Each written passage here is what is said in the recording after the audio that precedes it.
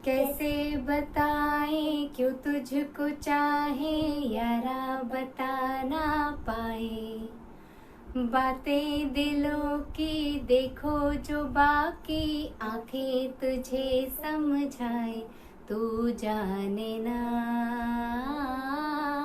तू जाने ना, तू जाने ना, तू जाने ना। मिलके भी हम ना मिले, तुमसे न जाने क्यों मिलोगे। है फासले तुमसे न जाने क्यों। तू जाने ना, तू जाने ना, तू जाने ना, तू जाने ना। Hello everyone, welcome to my channel. दोस्तों, मेरे चैनल में आप सभी का स्वागत है और जो न्यू सब्सक्राइबर है उनका हार्दिक अभिनंदन है। दोस्तों, ढेर सारा थैंक यू मम्मी पापा जी को इतनी प्यारी प्यारी से विशेष देने के लिए। इतना सारा जो है अपना अटेंशन आप लोगों ने दिया और जानती हूँ कि ये ब्लेसिंग्स जो हैं वो उनके बहुत काम आएगी, क्योंकि किसी को कुछ मिले ना मिले, अगर किसी को आशीर्वाद मिल जाता है, किसी की दुआएं मिल जाती हैं तो वो ज़रूर से काम आती हैं, वो खाली कभी नहीं जाती हैं। और मेरे चैनल में एक दो आंटियां हैं जो बहुत प्यारे प्यारे से गीत गाती हैं, भजन गाती हैं और मुझे बहुत अच्छा लगता है, क्योंकि मैं खुद भी गाती हूँ तो मैं उनका ज़रूर सुनती हूँ। एक दो लोग हैं जो ढोलक बहुत अच्छी बजाते हैं, तो वो भी मुझे बहुत सारी ब्लेसिंग्स अलग से देते हैं। हमेशा खूब खुश रहो बेटी जी, बेटा जी, हमेशा वो बोलते हैं। तो समहाउ मुझे बाकी के कमेंट्स तो अच्छे लगते ही हैं, ये वाले कमेंट्स मेरे दिल के बहुत करीब होते हैं, जिनमें यह आशीर्वाद भरा होता है या जिसमें कुछ विशेस होती हैं।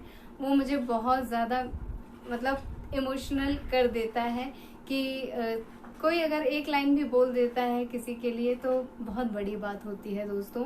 और अपनी इस बात की वजह से मैं तो ये पूछना ही भूल गई कि आप लोग कैसे हैं। मैं अच्छी हूँ, क्योंकि मैं हमेशा ब्लॉग की शुरुआत करती हूँ, आप लोगों का स्वागत करती हूँ, साथ में पूछती हूँ कि आप लोग कैसे हैं। सो मैं अब पूछ लेती हूँ कि आप लोग कैसे हैं और मैं उम्मीद कर रही हूँ कि आप लोग सब अच्छे होंगे।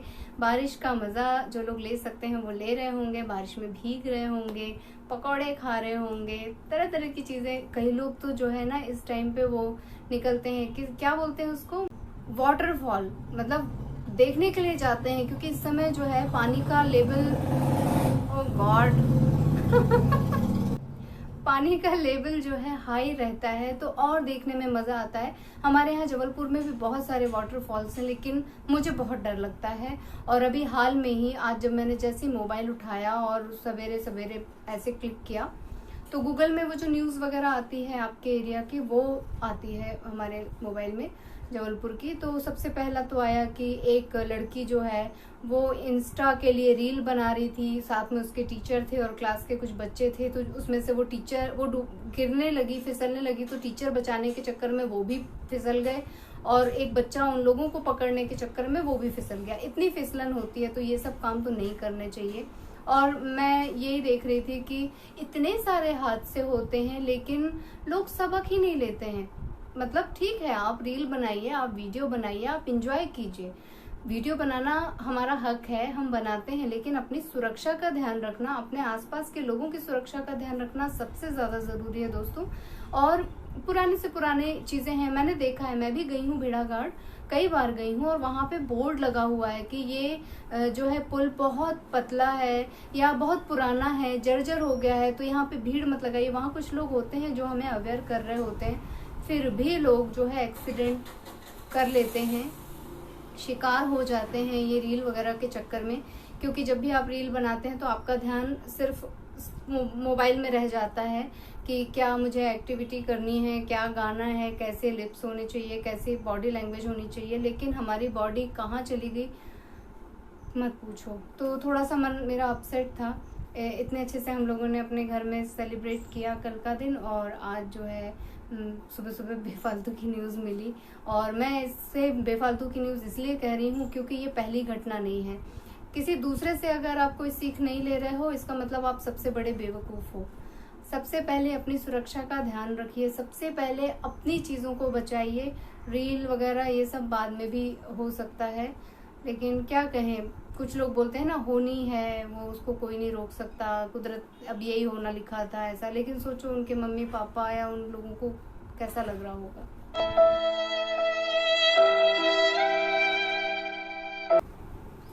चलिए इन सभी बातों को दरकिनार करते हैं, क्योंकि न्यूज़ तो आप लोगों भी पढ़ लेते हैं, टीवी में देख लेते हैं, आप लोगों को सारी जानकारियां हैं। क्या करना चाहिए क्या नहीं करना चाहिए ये भी आप लोगों को अच्छी तरह से मालूम है, भली भांति मालूम है। मैं एक दो कमेंट पढ़ रही थी अपने पुराने। एक तो मुझे आजकल पता ही नहीं चलता है वो पुराने कमेंट्स कहाँ विलुप्त हो जाते हैं। कभी नज़र पड़ गई तो फिर मैं जाके वहाँ क्लिक करके देखती हूँ। तो किसी ने मेरे मेरे दांतों की बड़ी तारीफ की थी कि मेरे दांत ना बड़े वाइट वाइट नज़र आते हैं।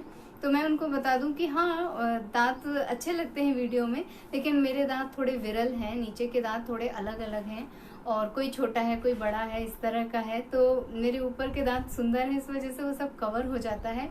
और मैं अपने दांतों की देखभाल कैसे करती हूँ, तो मैं ऐसा कुछ खास अपने दांतों के लिए नहीं करती हूँ। रेगुलर ब्रश मंजन जो होता है वही करती हूँ।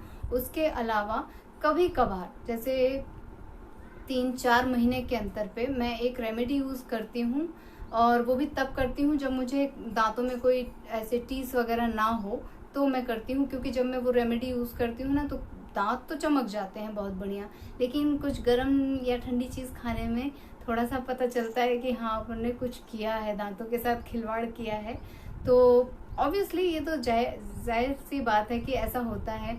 एक जगह मैंने पढ़ा था कि आप नींबू का छिलका लीजिए और बस उसको ऐसे ऐसे रगड़ लीजिए अपने दांतों पे, तो दांत एकदम वाइट हो जाएंगे। नींबू तो अच्छी अच्छी चीज़ों को चमका देता है दोस्तों, और मैंने ये रेमेडी फॉलो की थी। उसके बाद मैं 1 हफ्ते तक जो है खाना नहीं खा पा रही थी ठीक से, मेरे दांतों की ऐसी दुर्दशा हो गई थी। अभी बोलते बोलते मुझे वो फीलिंग आ गई कि मेरा क्या हाल हुआ था। तो ये वाली रेमेडी मैंने फिर छोड़ दी, और जो रेमेडी मैंने यूज़ की वो मैं आप लोगों के साथ इस वीडियो में शेयर कर रही हूँ। तो कोई बुराई नहीं है, आप आराम से इसे फॉलो कर सकते हैं, इसके कोई साइड इफ़ेक्ट नहीं है। लेकिन रेगुलर बेसिस पे कोई भी चीज़ जो है नुकसान करती है दांतों के लिए, तो आप उसे मत कीजिएगा। और इतना तो ज़रूर है कि जो मेरे दांतों का आप हाल देख रहे हैं, ये रिजल्ट आपको ज़रूर मिल जाएगा, क्योंकि मैं खुद भी करती हूँ। दोस्तों, अपने दांतों के लिए, अपने दांतों की वाइटनिंग के लिए आपको सबसे सिंपल सा काम मैं बता रही हूँ। खाने वाला सोडा लेना है, बेकिंग सोडा लेना है हमें, और उसे हमें एक कांच के बाउल में डाल लेना है, चुटकी भर बस।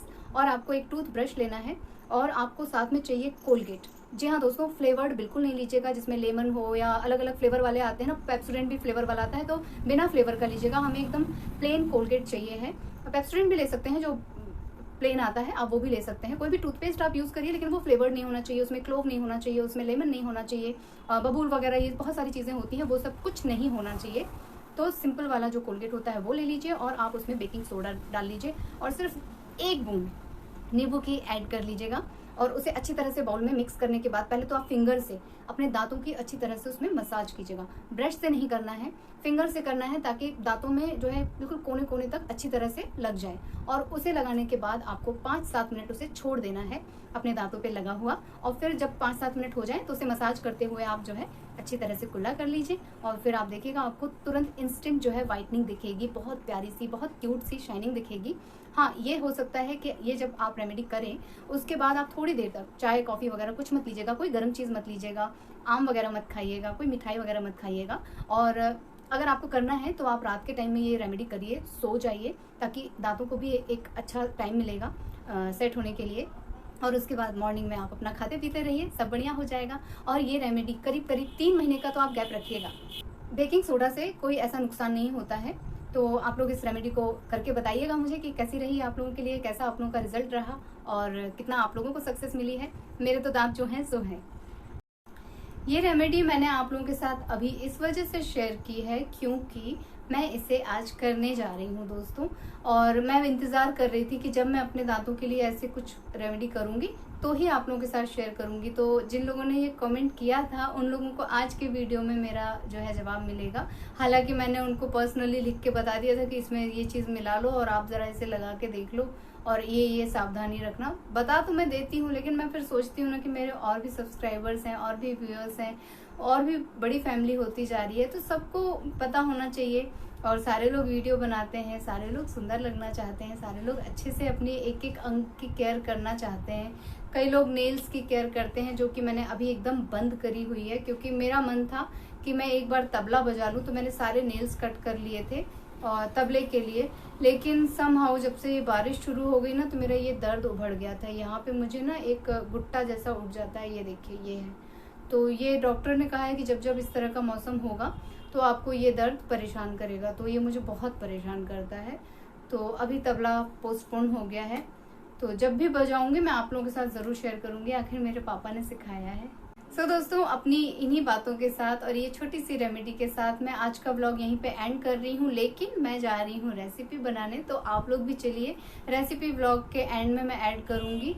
तो आप लोगों में से जिन लोगों को इंटरेस्ट है वो पूरा देखिएगा और उसे बना के ट्राई कीजिएगा। टेस्टी बनती हैं, खाने लायक बनती हैं दोस्तों, और हेल्दी होती हैं, इसलिए मैं बार बार फोर्स करती हूँ। तो आप लोगों से लेती हूँ मैं विदा, मिलती हूँ अपने नेक्स्ट वीडियो में। आप लोगों में से जो लोग नए हैं, प्लीज़ मेरे चैनल को सब्सक्राइब कीजिएगा, वीडियोस को लाइक कीजिएगा और अपने फैमिली और फ्रेंड्स के साथ उसे शेयर कीजिएगा दोस्तों। कमेंट डाउन करना मत भूलिएगा, और ढेर सारा आशीर्वाद जैसे आपने मेरे मम्मी पापा को दिया है, वैसे ही आप मुझे भी दीजिएगा। कितना मुंह बनाता है ना ये लड़का, सच्ची में मेरा भी ध्यान इधर उधर कर देता है। ठीक है दोस्तों, मिलती हूँ नेक्स्ट वीडियो में। Tata bye bye. Bye bye, thank you for watching.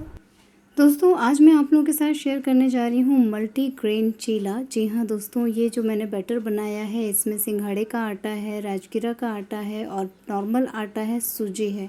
4 चीज़ें इसमें ऐड की हैं, सारे मसाले इसमें ऐड कर रही हूँ। और थोड़ी सी मैंने भीगी हुई मूंग यूज़ की है, साबुत मूंग। स्प्राउट्स तो सभी को पसंद होते हैं, लेकिन अगर आप वो भी इसमें ऐड करके पकाएं तो स्टीम में अच्छी तरह पक जाती है और बहुत ही क्रंची क्रंची सा टेस्ट आता है। तो एक बार इसे ज़रूर से आप लोग ट्राई कीजिएगा, बहुत ही टेस्टी बने हैं ये पराठे। और मसाले आप अपने स्वाद के अनुसार डालिएगा। नॉन स्टिक पैन का यूज़ कर रही हूँ दोस्तों, और जैसे नॉर्मल हम पैनकेक या चीले वगैरह बनाते हैं, इसे बिल्कुल वैसे ही बनाना है। और इसे आप नारियल की चटनी, मूंगफली की चटनी या हरी धनिया की चटनी के साथ आप इसे सर्व कर सकते हैं। बच्चों के लिए सॉस के साथ सर्व कर दीजिए, और इसके ऊपर अगर आप एक लेयर सॉस की भी डाल देते हैं तो ये बहुत ज़्यादा टेस्टी लगते हैं। लेकिन मुझे मम्मी पापा जी के लिए ध्यान में रख के बनाना है, तो मैं जो है इसी तरह का बनाऊंगी। पापा जी तो इसे शायद नहीं खाएंगे, लेकिन हम लोग इसे एक एक ज़रूर खा लेंगे। और पापा जी के लिए सेम मसाले जो है चावल के आटे में ऐड करके उनके लिए चीला बनाया जाएगा। और ये बहुत ही सॉफ्ट बने हैं दोस्तों, आप लोग भी इसे ट्राई ज़रूर कीजिएगा।